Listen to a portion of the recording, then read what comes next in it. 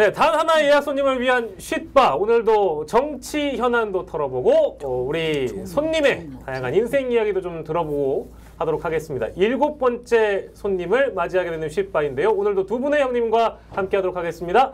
법잘알 박용민 형님 그리고 갓잘알 김용민 형님 모셨습니다. 어서 오십시오. 박용민.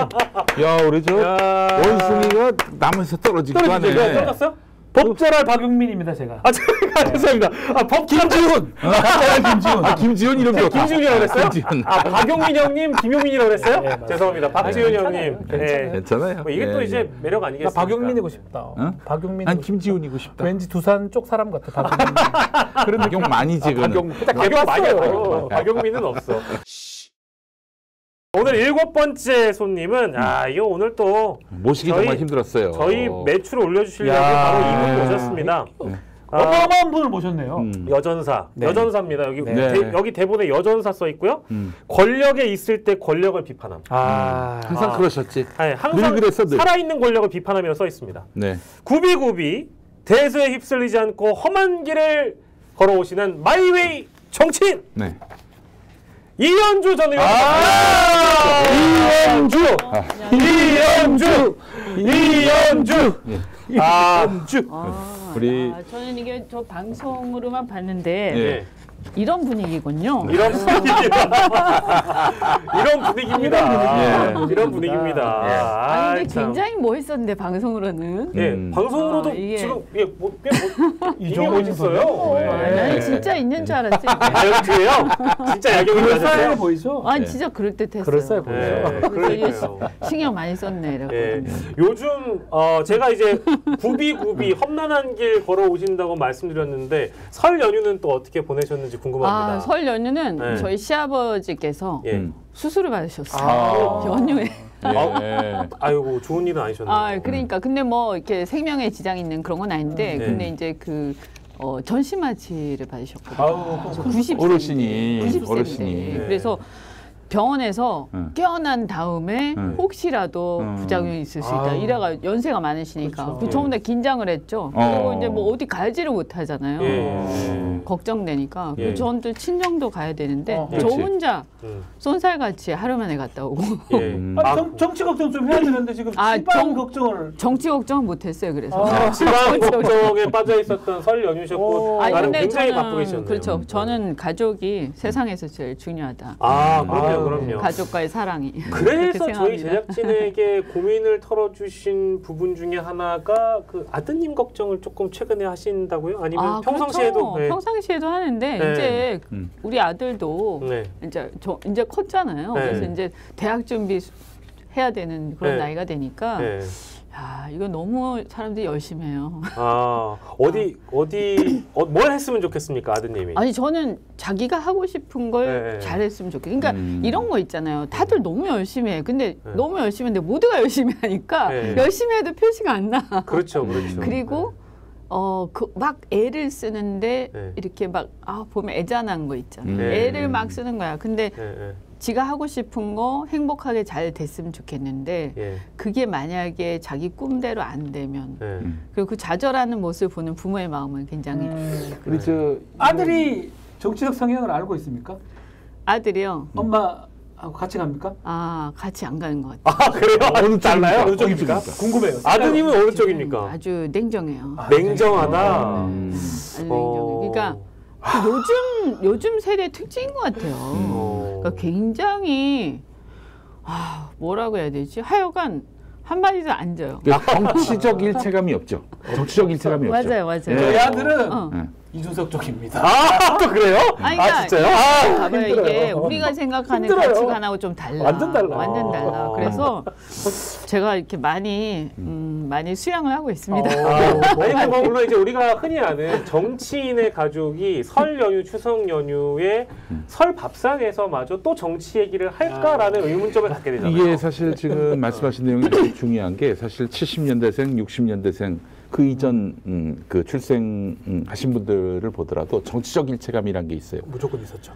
민주당 편이냐, 뭐 혹은 뭐 저기 보수 정당 편이냐 이걸로 해서 사람이 이제 정치 성향이 분류가 됐는데 그게 없어요. 요즘 젊은이들은 이게 종잡을 수가 없어요. 그게 없고 뭐라고 해야 되지? 그러니까요. 일단 그냥 시니컬합니다. 시니컬합니다. 네. 냉정하다. 차갑다. 시니컬합니다. 시니컬해요. 그래도 갑자기 이게 궁금하다. 그 엄마 이현주 그리고 우리 아드님이 제일 좋아하는 정치는 당연히 이현주겠지만 그래도 혹시나 아닌 것 같은데? 아니요 그럴 수 있죠. 아니었어, 아니 그렇다고 치고 한동훈일 수도 있어. 아니 그렇다고 치고 그래도 아드님께서 언젠가 한 번은 엄마 나는 저 사람 괜찮은 것 같아 라고 했던 정치인이 있습니까? 궁금하다 이거. 없는 거 같아요. 없어요? 그럼 오직 이현주밖에 없네. 아니 엄마도 못마땅해. 진짜요? 그러니까 아까 시니컬하다고 그랬잖아요. 그러니까 밈 같은 거 되게 많이 뭐 깔깔거리거든요. 그렇죠. 그러니까 제가 보면 야 그런 것 좀 보지 마라. 이건 너무 인간적으로 그거 아닌 것 같아. 그런 식으로 사람 그렇게 하는 거 아니야. 이러는데 그 밈 같은 걸 막 보고 막 깔깔거리면서 막 박장대소를 하고. 근데 제가 보면 우리 기준으로 보면 왜 저러지 이런 게 좀 있어요 사실. 밈의 문제가 맥락이 거세가 돼요. 맥락을 보지 않고 드러난 것만 보니까 그 한두 마디 한 거 가지고 그 사람을 완전히 그렇죠. 그래서 규정해버리고. 제가 그 얘기를 하거든요. 우리 아들한테도 그거 이게 나오는 게 다가 아니다. 그러니까 보는 건 좋은데 그리고 즐기는 것도 좋은데 그러나 이게 본질이 다른 게 있을 수 있다라는 거를 알아야 된다. 죄송한데 또 우리 이현주 전 의원께서 밈의 어떤 뭐 피해자이거나 그랬던 적이 또 혹시나 있으셔서 있으셨지. 그랬을 것 같아요. 문 앞에서 막 화를 내시는. 근데 거의 모든 정치인이 밈의 피해자이기 때문에 사실은. 그 문 앞에서 화내는 거 그거 있잖아요. 거기 보면 마치 내가 갑질하는 거 같잖아. 근데 그 상황이 뭐냐면 그때 바른미래당인가 거기서 저를 제명을 시켰어요. 근데 제명이 아니라 그때 무슨 당원장이 하여간 그게 내부 투쟁이 있었는데 저를 쫓아낸 다음에 투표를 하려고 그런 거예요. 그러니까 제가 딱 그 캐스팅 보트였거든요. 그래서 내가 못 들어가면 이게 표의 그 결과가 바뀌는 거야. 그래서 못 들어가게 하면 화나죠. 그래서 내가 들어가서 투표해야 되는데 문을 닫고 그쪽 사람들이 못 들어오게 하는 거예요. 그래서 내가 비키라고 내가 국회의원인데 내 자격이 있다 저기 의결권이 그 얘기를 하는 거였거든요. 문 열어라고. 그런데 이제 마치 나 국회의원이야 문 열어 이러면 마치 무슨 내가 대단한 사람이니까 이렇게 들리잖아요. 그게 아니라 있어. 나 의결권 있는 사람이니까 의총하는데 문 열란 말이야. 근데 거기 이제 당직자들이 이제 그쪽 말하자면 당권파 당직자들이 지키고 있었던 거잖아요. 학규형님 쪽인가요? 학규형님 그렇죠. 쪽. 그러니까 이제 저는 아마 이준석 대표도 그때 저하고 같은 쪽이었을 텐데. 맞습니다. 그러니까 우리는 이제 저항하는 쪽이었고 두고 그랬을 거야. 그러니까 뭐 지금 봐주시는 우리 저기 손님 여러분들과 시청자 여러분들 기억해 주십시오. 밈이 전부가 아니다.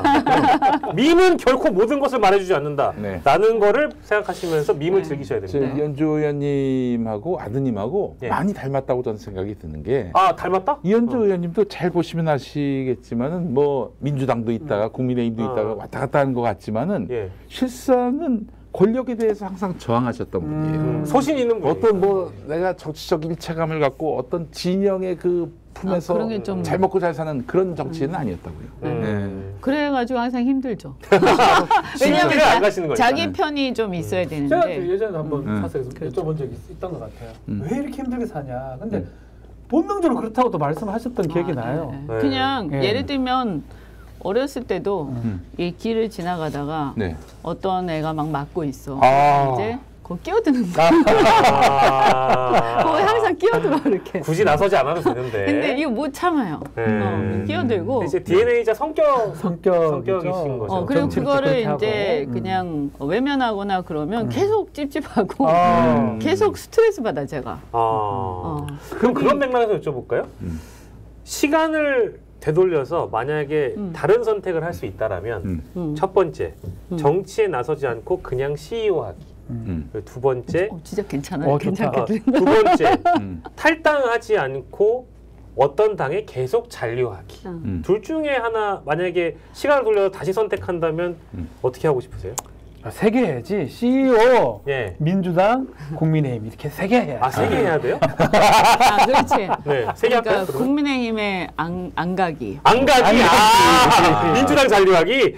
민주당 잔류하기? 아니, 그러니까 민주당 잔류하기는 그렇게 그러니까 뭐라고 해야 되나 아쉽긴 하지만 이게 플러스 마이너스가 있어요. 민주당 예. 나와서 되게 고생 많이 했죠. 했죠. 하셨죠. 근데 네. 그 고생이 저는 헛고생은 아니다. 제가 네. 굉장히 많은 걸 겪으면서 네. 많은 걸 깨달았거든요. 예, 근데 예. 내가 만약에 민주당에 계속 있었으면 지금 같은 생각을 할 수 있었을까 하는 생각이 들거든요. 지금같이 뭔가를 얘기를 하고 판단하고 할 수 있는 그 정도는 못 됐을 것 같다. 그렇죠. 네, 그렇죠. 그래서 네. 고생은 진짜 많이 했지만 그리고 예. 욕도 많이 먹었지만 네. 그러나 그 시간은 나한테 굉장히 소중한 시간이었고 네. 결국에는 마지막에 잘 가면 된다라고 그렇지. 저는 생각하고요.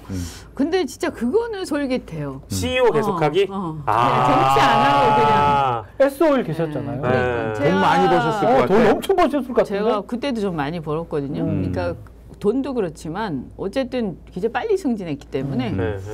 못해도 부사장은 하고 있을 텐데. 그럼. 사장이나. 부서장 이상 갔겠죠. 네. 사장이 됐을 수도 네. 있고 네. 사장급이 됐을 야, 그렇구나. 이제 또 그런 그러면 생각 이제 하시는구나. 진짜 네. 정말 그리고 이게 대기업이라는 게요. 계셔 보시는 분들은 아시겠지만 이 조직과 모든 인프라가 쫙 돼 있잖아요. 그러니까 너무너무 편하거든요. 그러니까 예를 들어서 어디를 놀러를 가든지 출장을 가든지 해도 그 회사와 관련된 게 쫙 있어요. 그러니까 너무 편한 네, 거죠. 네, 네. 그리고 그 프렌즈 베네핏이라고 그 복리 후생. 예. 그렇지. 복리 후생이 상당히 잘 돼 상상을 있잖아요. 초월하죠. 그러니까 그래서 다 대기업 가고 싶어 하는 거 아닙니까? 그렇죠. 네. 그리고 사실은 이제 그 안에서 미팅을 하거나 서로 투쟁이 있긴 하지만 예. 이 투쟁이 그래도 이렇게 조금 뭐랄까 감당할 수 있는 투쟁인데 네. 제가 정치를 하면서 제일 힘들었던 게 예. 만인을 향한 투쟁이잖아요. 그러다 보니까 왠지 지금도 투쟁하고 계신 것 그렇죠. 같아요. 지금도 거칠게 또 이제 굴러보시니까 지금도 투쟁하고 계신 것 같아요. 정치에 없는 것은 또 이제 회사나 기업이 있고 네. 이제 이런 어떤 반대급부의 것들이 많이 느껴지는 힘들었죠. 모양입니다. 근데 그때 탈당하고 한 것도 제가 보면 민주당에 대한 그것도 있었지만 예. 정치 자체에 대한 환멸과 예. 굉장한 스트레스 이게 있었던 것 같아요. 그러니까요. 이 이게 새정치 네. 그래서 안철수가 그때 그 바이러스 이러면서 네. CEO였잖아요. 네, 그렇죠, 그렇죠. 그러니까 예. 그런 일체감 같은 거를 보고 예. 이제 뭔가 환상을 가졌던 거지. 이제 지나고 나니까 그게 신기루였어. 신기루였습니까? 신기루. 신기루가 아닌 것을 또 이제 찾아가셔야 되니까. 어쨌든 정했습니까? 아직까지 오늘 보도도 아직 안 된 것 같고. 빨리 아직까지 정해야죠. 세모입니까? 빨리 정해야죠. 빨리. 옷 색깔은 조금 아직 안 정한 것 같아요. 이건 저 무슨 색깔은 안 보이면 와인 색깔, 그냥 와인 색깔. 좋아하시는 색깔. 이현주 의원께서. 자, 오늘 이현주 전 의원의 이 어떤 광야로 나온 시각으로 광야에서 다양한 경험을 해보신 시각으로 현안을 좀 짚어보려고 하는데 너무 예리해요. 현안 짚어주시는 게. 정말 저는 그래서 너무 좋아하는데 아니 저 이런 경우 처음 봤어요. 대통령이요? 네. 나 살다서 나흘 전에 북비방문하는 일정을 해외 순방 일정을 갑자기 취소해버렸어. 나 하다못해 어. 나의 개인 일정도 그렇게 3일 취소하지 전에 않거든. 그죠? 나 처음 봤어. 아니 나 처음 봤어. 하여튼 뭐 이상하다, 회귀하다 그러면은 네. 한 분만 생각하면 됩니다. 한 분, 그 한 분이에요? 한 분이에요, 한 분. 진짜 네. 그 한 분 때문에 취소된 거예요? 가능한 의원님? 얘기입니까? 그럴 것 같죠. 왜요? 왜냐면 이게 그 한 분도 있을 거고 어쨌든 두 분 다. 두 분 다 가고 싶지 않아? 두 분 다 눈에 보이면 안 돼 지금. 그래요? 눈에 띄면 안 되는 시기죠.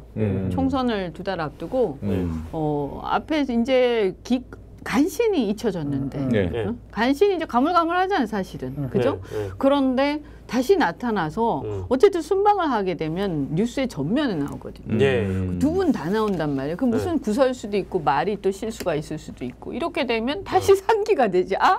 한동훈인 줄 알았는데 보니까 우리나라 대통령이 여전히 윤석열이었고 네. 그 영부인은 김건희 여사였구나. 이게 다시 각인이 되면서 특히 김건희 여사에 대한 보도가 쏟아지지 않겠습니까? 안 그래도 지금 뭐 외신에서 많이 나왔잖아요. 그렇죠. 아마 그 외국 나가면 외신들이 거의 파파라치처럼 쫓아다닐 그럴 거예요. 거예요. 예. 그러니까 굉장히 이번에 유명세를 치렀지 않습니까? 예. 마리 앙뚜아네트.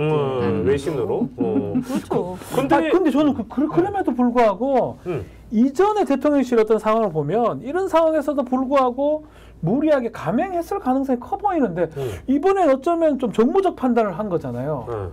왜냐면 그만큼 절박한 상황이다 지금. 지금 보세요. 그뿐만이 아니라 저는 대통령이 좀 절박하긴 하구나. 게 엊그저께 그 공천하는데 그 대통령 석동현 그 사람 컷오프 시켰잖아요. 그거 굉장히 친하거든요. 제가 알기로는. 40년지기. 근데 다른 데로 보낸 것도 아니고 완전 잘라버렸잖아요. 컷오프. 물론 뭐 그분 딴 데로 가겠죠. 여당이니까. 그렇지만 이렇게 한 거는 저는 일종의 이제 한동훈 위원장이 마구 휘두르고 있다. 이런 생각이 좀 들거든요. 왜냐하면 이게 사람들은 뭐 시스템 공천이다. 이게 공정하게 한 거다. 근데 아니 그것은 말이 안 되는 거고 제가 볼 때는 지금 이미 공천권과 모든 그게 한동훈한테 옮겨간 거예요. 그래서 한동훈 위원장이 자기 사람을 열심히 심고 있어 지금 잘 보면. 잘 보면 한동훈 위원장의 픽이 계속 공천을 받고 있어요. 그런 것도 맞아요. 아니 그러면 그 용산 대통령실에서 가만히 있습니까? 열받겠지. 제 생각이 펄펄 뛸걸요 아마. 그런데 참고 있잖아 지금. 그래서 제 얘기는 절박한가 보다. 그러면 이번에 해외 순방 갑작스럽게 취소된 배경 중에 하나는 이제 국내 현안 중에 특히 국민의힘 공천 상황도 대통령이 예의주시하고 있다. 그 중에 하나. 그렇죠. 아마 부글부글 할 텐데 옛날 같았으면 이제 뭐가 있었겠죠. 그런데 그걸 참고 있는 것 같다. 그래서 어쨌든 간에 뭔가 상황을 갖다가 절박하게 보고 좀 그런 것 같다. 그 얘기는 이제 사실 야당은 굉장히 긴장해야 되는 상황인 거죠. 민주당이 긴장해야 된다. 그럼요. 저렇게 절박하게 한 적이 없잖아요. 처음 봤어요. 그래서. 근데 또 2월 말 되면은 그 다시 국회로 넘어온 그 김건희 특검법 재의결 과정이 있을 텐데 그때 때문에는 뭐 그동안 아무리 열심히 윤석열, 김건희 부부를 감췄다 하더라도 다시 불거지지 않을까 싶은데. 어차피 불거지지 않을 거냐. 그런데 이제 아무래도 그 처음 하는 것보다는 좀 효과가 이미 이제 여론에 많이 반영이 된 상태니까 처음 하는 것보다 효과가 좀 반감돼 있을 그리고 이제 관심이 가는 부분이 영남권 공천 아니겠습니까? 거기가 남아요. 거기가 핵심이지. 거기가 핵심. 지금 뭐 서울이나 뭐 이쪽은 뭐 어차피 조금 그렇다고 하면 영남권 공천을 잘 넘겼을 때 모든 공천이 잘 마무리되고 한동훈 씨 공천이 됐을 것이다. 절박함이 발휘됐을 것이다. 이렇게 표현될 것 같은데요. 아니 그러니까 한동훈 위원장이 자기 사람을 엄청 심었죠. 특히 수도권에. 그죠? 윤석열 대통령 공천은 아직 안 드러났죠. 잘 안 보여요. 사실상 보이지 않아요. 그러니까 지금 영남권 할 때 이제 봐야 되는데 이거를 한동훈 위원장이 그냥 자기 마음대로 막 한다. 그러면 이제 진짜 레임덕인 거죠. 그냥 이제 무시 이제 완전 무시할 것이다. 한동훈 완전히 위원장이. 무시하고 그냥 자기 길로 가는 거고 윤석열 대통령 거기서 갑자기 엎을 수가 없잖아요. 이 엎으면 산통 다 깨지는데 그러니까 지금 전전긍긍하고 있겠지. 상징적인 장면인지 모르겠는데 아니 이수정 그 수원정 예비 후보가 이제 수원정 본선 후보가 되셨죠. 단수 공천 받았으니까. 그분이 설 연휴 끝나자마자 MBC 라디오 인터뷰 나와가지고 그런 얘기를 했단 말이에요. 윤석열 대통령 인기가 없어도 너무 없다는 식으로 얘기하면서 한동훈 비대위원장은 인기가 치솟는다는 식으로 얘기했단 말이에요. 누가요? 이수정 후보가. 그건 자기 눈에 그렇게 보이는 거겠지. 아니 근데 이거는 맞아요. 윤석열 대통령 인기가 없어도 진짜 없다. 그리고 보수들 사이에서도 인기가 없다. TK에서도 인기가 없고 일반 수도권에 보면 연세 드신 분들도 다 싫어한다. 그건 맞는 얘기예요. 뭐 30몇 % 있어도 그게 좋아서 그렇게 답하는 게 아니라 무너지면 안 되니까 답하는 거예요. 제가 보니까 어르신들도 그렇고 영남 쪽의 분들도 윤 대통령 칭찬하는 건 전 거의 못 봤어요. 실제로는 한 15%. 15%요. 그게 진실이고 사실이라고 하더라도 국민의힘 후보가 라디오에서 그것도 윤 대통령 인기 너무 없어. 그러니까 이수정 교수는 한동훈 세력인 거죠. 거죠. 이제 무게가 완전 그쪽으로 간 거 아니냐. 그거 그냥 대놓고 하는 거죠. 그다음에 그러면 제가 볼 때는 윤핵관과 윤핵관 호소인들도 아마 한동훈한테 이제 줄 섰을 것 같다. 근데 지금 지난번에 마리 앙뚜아네트 사건 때 한동훈이 그 윤석열 대통령하고 뭔가 차별화가 된 듯한 그런 이미지를 그때 얻었는데 뭐 며칠 안 가서 90도로 고개 숙이고 그렇죠. 이제는 뭐 김경률까지도 뭐 자기가 뭐 책임을 다 떠안겠다 이런 식으로 나오고 거의 뭐 완전히 그냥 그 백기를 든 거 아니겠습니까? 그렇죠. 이 구조에서 갑자기 이 구조에서 그 이렇게 한동훈이 그냥 용산에게 굴복하는 그런 흐름으로 가고 있는 와중에 과연 윤석열은 인기가 없지만 한동훈 인기가 치솟는다? 이게 그러니까 제가 봤을 때 치솟는다는 좀 너무 과한 거고. 그건 이제 이수정 얘기죠. 하늘을 찔렀다. 그 사람 얘기고. 왜냐면 그 사람은 그쪽 세력이잖아요. 그러니까 이미 줄을 확실히 서 있는 사람이고 하늘을 찌르는 정도는 아니고 이제 윤석열 대통령만큼 비호감이 세진 않다. 그러니까 어떻게 보면 제가 보니까 이 정도인 것 같아요. 그래? 윤석열보다는 좀 똑똑한 것 같아. 진짜요? 그런 얘기 많이 해요. 그러니까 윤 대통령이 서울대 법대를 나오고 막 이랬음에도 불구하고 뭐 일 처리하는 거는 뭘 보면 이렇게 조금 약간 부족해 보인다라는 얘기를 많이 들었거든요. 특히 보수층에서. 그래서 이게 성에 안 찬다. 저 사람 공부 제대로 한 거 맞냐 뭐 이런 거부터 시작해서 그랬는데 이제 그거에 비하면 한동훈은 좀 똑똑해 보인다. 말하는 게 이제 또박또박하다. 그리고 이제 뭐 좀 어떻게 보면 좀 굉장히 가벼워 보이지만 그렇게는 보이는 거예요. 근데 여기서 그럼 이 사람이 대선 주자 정도로 보이냐? 그건 아니에요. 그건 아니고 그렇게 생각하는 사람도 있겠지만 대다수는 제가 보니까 글쎄 뭐 대선 주자 많이 멀었잖아. 그리고 저 사람이 무슨 대선 주자 무슨 대선 주자. 그리고 또 뭐가 있냐면 윤 대통령에 대한 레슨이 있어요. 교훈. 저기 뭐 이렇게 아직 검증되지 않은 사람 홀라당해가지고 대통령 세우면 큰일 난다 이거. 지금 그게 사람들 사이에 다 퍼져 있어요. 여야를 불문하고. 그렇잖아요. 그 정계 입문 1년도 안 돼서 대통령 된 거 아니에요? 그렇죠. 무슨 뭐 저기 뭐 국회의원 된 것도 아니고 아무것도 한 게 없는데. 정계 입문 1년도 안 돼서 대통령 되는 그런 나라였나? 이렇게 쉽고 간단한 나라였나 하는 생각이 들고요. 그 요즘 또 그런 말도 있습니다. 그 한동훈이가 뭐 말 잘한다 이런 얘기도 있지만은 자세히 들어보면은 좀 엉뚱한 얘기들이 너무 많고 그 어떨 땐 또 이제 뭐 질문이 좀 자기에게 아픈 질문이면은 부들부들 떱니다. 화를 보여요. 그게 보여요? 저는 그거 못 봤는데. 기자들한테도 뭐. 제 말씀을 이해를 못 하셨나요? 제 말을 이해를 못 하셨나요? 뭐 이런 식으로 이렇게 롯데 야구를 사직에서 봤다. 그 부분을 빗대서 서초동에 몇 년 있었느냐. 뭐 이런 질문을 있었죠. 받으니까 부들부들 떠는 거야. 그러더니 완전히 들어보니까 이게 동훈서답을 하는 거예요. 동훈서답이 아니고 동훈서답을 하셨다. 이게 사람들이 그 한동훈 위원장을 지도자로 보는 건 아니에요. 그런데 자기 맡은 거는 그냥 똘똘하게 잘 하는 것 같아요. 이런 수준인 거고 지금까지는 어쨌든 그래도 그게 나쁜 평가는 아닌 것 같아요. 전반적으로는. 근데 그렇다고 그 사람이 대통령감이다. 와 이게 무슨 우리의 미래다. 이거는 아니에요. 그거는 사람들이 그럼 물어보면 그럼 그 사람 대통령감인 것 같습니까? 그러면 그거는 봐야지. 아직 멀었어. 이렇게 얘기해요.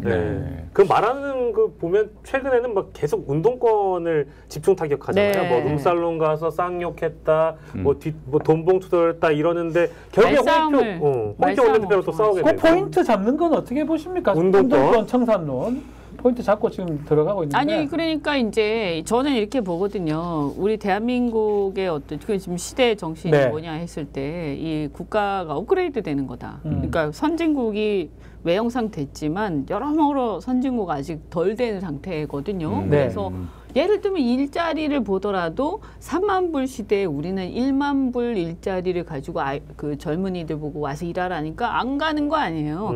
이런 격차가 있고 모든 분야가 지금 그렇거든요. 심지어 무슨 어떤 그 저기 배수구 시설 수준도 그렇고 그러니까 업그레이드를 전반적으로 다 해서 우리 소득 수준에 맞추는 게 지금 우리의 시대의 과제인데 여기에 이제 크게 보면 권위주의를 청산하는 게 하나가 있고 그거는 이제 이쪽 국민의힘 쪽 얘기죠. 그리고 특히 검찰 쪽 얘기인 그렇죠. 거고. 검찰 이제 얘기죠. 상명하복의 그 아주 피게 묵은 과거식 권위주의 그런 게 있고 이제 또 하나는 이제 또 민주당 쪽에서 쪽으로 봤을 때 국민들이 볼 때는 이 운동권 문화라고 해야 되나? 이게 좀 집단주의적인 문화 있잖아요. 그래서 그런 것들이 이제 지금 젊은 세대, 그러니까 특히 MZ 세대들이 보면 약간 불편하거든요. 그럴 수 있을 것 같아요. 불편하거든. 왜 저러지? 이런 거 있잖아요. 그러니까 그 두 가지가 이제 대한민국 업그레이드의 어떤 과제 중에 하나긴 해요. 근데 제가 볼 때는 현재 살아있는 권력은 검찰이고 이쪽이기 때문에 이게 문재인 정권 때였으면 그 말이 좀 먹혔을 텐데 지금은 죽은 권력이잖아요. 어쨌든 과거 권력이니까 현재는 여기가 더 크긴 해요. 그래서 한 5대 그냥 이건 제 주관적인 생각인데 한 5대 4쯤 되는 것 같아요. 5대 4. 근데 문제는 이 프레임 싸움에서 밀려요. 그러니까 제가 보니까 예를 들어서 운동권 청산을 막 들고 나오잖아요. 그러면 운동권이 문제가 있다 얘기를 하면 운동권은 문제가 없다 이렇게 얘기를 하면 안 되는 거예요. 그러면 운동권이 문제가 있다 없다 막 싸우는 거예요. 그러면 아니 보는 국민들이 딱 보다가 문제가 없진 않지 이렇게 되는 거예요. 틀에 빠져드는 거죠. 그 얘기를 왜 자꾸 하는 거야. 그러니까 그럴 때는 문제가 있다 얘기하면 문제가 있는 부분은 우리가 지금 아주 진통을 겪으면서 혁신하려고 노력 중이다. 우리 변하고 있다. 지켜봐라. 그런데 니나 잘해라. 이렇게 가야 되는 거거든요. 우선적으로 검찰 정권이 문제가 있는데 너희들도 돌아봐야 되는 거 아니야. 그러니까 이게 문제가 없다라고 자꾸 부인하면 안 되고 왜냐하면 국민들이 문제가 있다고 다 생각해요. 근데 정도의 차이일 뿐이지. 그러니까 문제가 있는 부분은 우리도 성찰하면서 바꾸려고 노력하고 있으니까 그거 너무 신경 쓰지 말고 니나 잘해라. 네 문제가 더 심각하고 네 문제가 지금 현안이야. 그런데 너희들 이번 정권이 이렇게 개판 칠 때 뭐 했어 너는? 이래야 되는 거예요. 거기서 법무부 장관 하면서 뭐 했어? 국민의힘은 여당 하면서 뭐 했어 이때까지? 이 상황이 되도록. 그렇게 가야 되는데. 그럼 니나 잘해라고 그거 하고 그다음에 우리 비판해. 이래야 되거든요. 우리 이현주 의원님 싸우는 법을 알려주셨어요? 광야에서 오래 계시 너무 많이 싸우니까 진짜 이거 어떻게 싸워야 되는지 싸움꾼이 되셨어요. 아이고 나쁜 의미로 들려요. 좋은 뜻이에요. 기술을 알려주신 거예요. 전략가. 기술을 알려주신 겁니다. 아니 그러니까 이게 그래서 그 공방을 하더라도 그냥 막 말싸움, 그러니까 맞아 아니야 그런 말싸움은 굉장히 수준 낮은 말싸움이고 우리는 정치를 하는 입장에서는 국민들한테 프레임을 던져줘야 되는 거예요. 그래서 그 안에서 놀아야 되는 거예요. 근데 이런 부분을 조금 막 싸우다가도 이거 뭔가 이상해. 그러면 좀 돌아서 가지고 좀 전략 회의를 한번 하시고 하시고 다시 싸워야 약간 민주당 답답합니까 그런 측면에서? 너무 답답해. 아이고야 이거 참. 너무 답답해. 민주당은 들어주시길 바랍니다. 너무 답답해. 자, 그럼 민주당에 대한 이제 조언을 해드렸으니까 저희는 그래도 요즘 좀 핫하다고 알려진 개혁신당 쪽 조언 좀 해보려고 하는데 아니 저 궁금한 게 개혁신당은 보수 정당이에요, 진보 정당이에요? 의원님이 보시기엔 어떤 정당이에요? 보진 정당. 보진 정당이라는 게 있어요? 보수와 진보?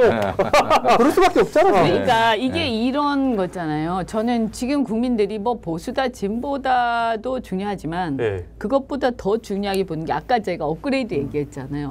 수구적이냐 혁신적이냐를 더 중요하게 생각해요. 그러니까 진보라도 수구적이면 아주 싫어요.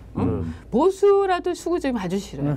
근데 어느 쪽이든 혁신적인 면모들이 보이면 내가 진보라도 보수에 있는 사람을 좋아하고 내가 보수라도 진보에 있는 사람 좋아하고. 근데 왜 그러냐면 수구적이냐 혁신적이냐가 보수냐 진보냐보다 실제 우리 삶의 변화에 더 큰 영향을 미쳐요. 현재 우리 시대에는. 그렇죠. 현재 우리 시대에는 그래요. 왜냐하면 막 보수냐 진보냐가 우리가 말은 하지만 실제로 우리 삶에서 그게 엄청난 큰 그 변화를 일으키는 게 아니고 구분이 되질 않아. 포퓰리즘 막 욕하면서 지들이 포퓰리즘 하고. 그러니까 바로 그거예요. 그리고 복지도 뭐 얘기하면 다 막 서로 막 하잖아요. 그러니까 이게 이제는 차이가 그렇게 크지가 않고 오히려 수구적이냐 혁신적이냐 여기에서 딱 보면 차이가 나거든요. 그러니까 그런 의미에서 보면 사실은 양쪽은 굉장히 다르죠. 제가 볼 때는 죄송한 얘기인데 이준석 대표가 좀 손해본 장사. 손해본 장사죠, 그죠? 민주당 쪽하고. 저도 이렇게 봅니다. 왜냐하면 그러니까 이준석 대표도 뭐 단점이 많지만 약간 혁신적으로 보이는 면모가 좀 있어요. 그렇죠. 근데 반대편은 저는 뭐 진보인지도 잘 모르겠지만. 뭐 더 이상 얘기를 하기 좀 그렇습니다. 근데 이제 그분들의 숫자가 어떻게 보면 상대적으로 많아요. 지금 5대 0이야, 5대 0. 양정수 의원까지 이제 어쨌든 개혁신당 들어가서 조금만 있으면 어쨌든 국고보조금은 이제 받게 됐고. 그러니까 낡은 방식으로 정치 셈법을 하면 압도적이죠. 근데 지지율은 그렇죠. 별로 실체가 없잖아요. 그렇죠. 그리고 저기 우리 바른미래당도 경험하셨지만은 의원님께서 저기 이준석 대표하고 손학규 대표는 정말 이건 견원지간을 넘어서서 물과 기름이었어요. 말도 못하게. 아니 말도 못하게. 그런데 지금 손학규보다도 더 말하자면 낡은 정치인이 할 수 있는 이 전 총리하고 얼마나 오래 갈 수 있을까라는 그게 의문이에요.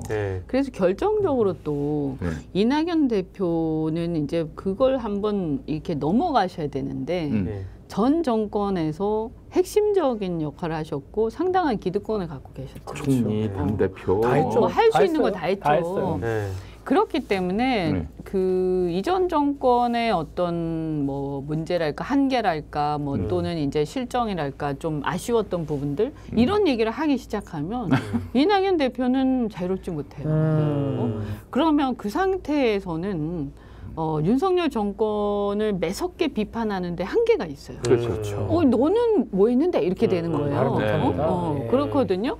그래서 그런지 자꾸 이제 내부 오히려 이제 화살을 이쪽으로 자꾸 돌리잖아요. 근데 지금 정권 심판해야 되는데 화살이 자꾸 야당 심판으로 막 가는 거야. 그러면 사람들이 헷갈리고 지금 현재 정권 심판을 해야 된다. 아니면 정권을 이렇게 보호해야 된다 하는 두 세력으로 쫙 갈리는 이 시점에서 그런 이제 좌표들이 이제 유권자로 하여금 혼란을 아니 이준석 대표는 내내 하는 얘기가 이번 선거는 뭐 더 말할 나위가 없다. 이거는 정권 심판이다.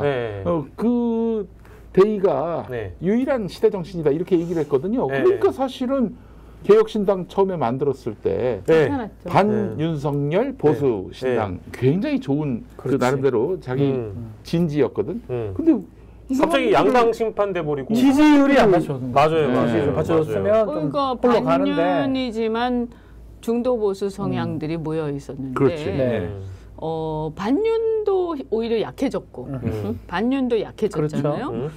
그다음에 중도 보수도 아니고 혁신도 아니고 뭔지 잘 모르겠다. 그냥 다 모여 있어요. 반윤 반이. 그리고 저기 특히 펜코가 이제 지지 기반의 그 핵심인데 그 펜코들이 이제 제일 그 싫어하는 게 어쨌든 좀 과격한 페미니즘이거든요.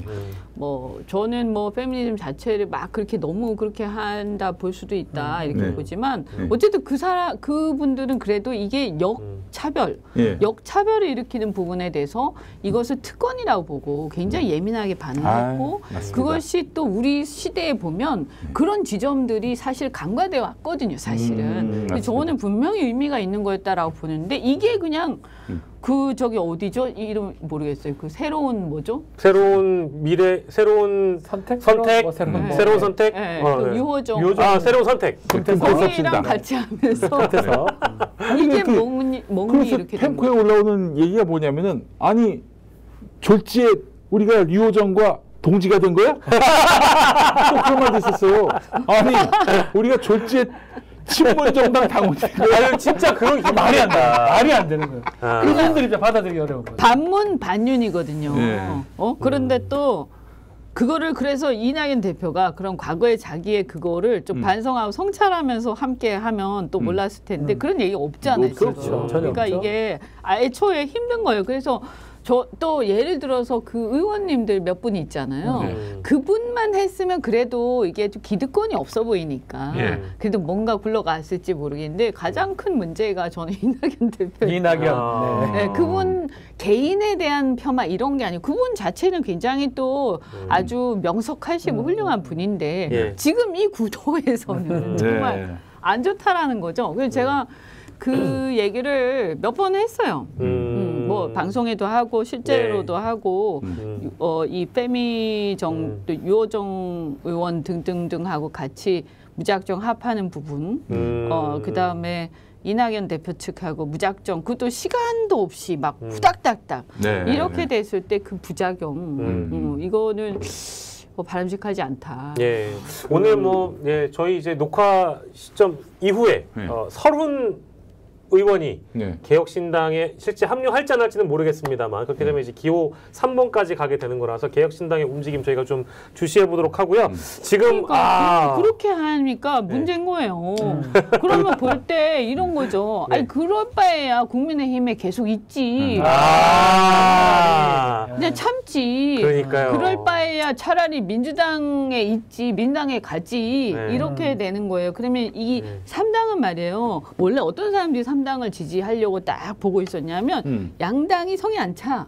그 더 나은 당이 나왔으면 좋겠어. 그 얘기는 뭐냐면 상당히 눈높이도 높고 그렇죠. 뭔가 정말 좀 이렇게 완전한 길을 향해 가는 이렇게 그 정말 무소의 뿔처럼 가는 이 멋있는 이런 거를 바라고 있었는데 이게 멋있는 거하고 거리가 멀어져 버렸잖아요. 이제 이건 마치 어떤 삼겹살 전문점이 있는데 삼겹살만 팔아요. 뭐 목살도 안 팔고 삼겹살만 팔아. 잘 숙성시켜가지고. 그런 음식점이 사실은 더 많은 사람들이 상 받을 텐데 영국 히드로공항 그 앞에 한인 음식점이 있는데 거기 진짜 한식이 다 모여 있어. 다 팔아요? 아니 무슨 떡볶이도 팔고 설렁탕도 팔고 감자탕도 팔고 심지어 간장게장도 팔고. 간장게장. 그런 식당이 됐다. 그게 뭐 거기는 그런 특수성이 있겠지만 만약에 서울에 그런 식의 식당이 있다 봐요. 망하죠. 망하지. 망할 수밖에 없어요. 안타깝습니다. 자, 그래서 오늘 우리 이현주 전 의원을 모시고 재미나게 이야기를 해봤는데요. 여전히 사랑해주시는 분들이 워낙에 많기 때문에 우리 지지자 여러분께 이현주 의원께서 저 카메라 보고 한 말씀 여전히 지지자 여러분께 지지자분께 한 말씀 해주십시오. 네, 명절 잘 보내셨죠? 제가 이번에 또 명절을 보내면서 제일 먼저 생각을 한 게요. 주변에 있는 가족을 사랑해라. 이거예요. 그래서 여러분도 가족 꼭 사랑해 주시고 그리고 정치적인 행보는 저도 빨리 결정을 하겠습니다. 그리고 정의로운 길이 될 수 있도록 노력하겠습니다. 지켜봐 주십시오. 알겠습니다. 응원하겠습니다. 진영과 이익을 초월해서 그렇죠. 옳은 것이다라고 생각되면은 거침없이 가시는 이현주 의원님 앞으로 좋은 일이 많이 무쇠 있으셨으면 뿔처럼 좋겠습니다. 가시기 바라겠습니다. 자, 유일무이한 정치 리프리츠 10바 오늘 장사는 여기서 마감을 하도록 하고요. 다음 주에 또 반가운 손님을 모시고 저희는 돌아오도록 하겠습니다. 목요일 저녁 7시 50분에 또 만나요. 여러분. 쉿!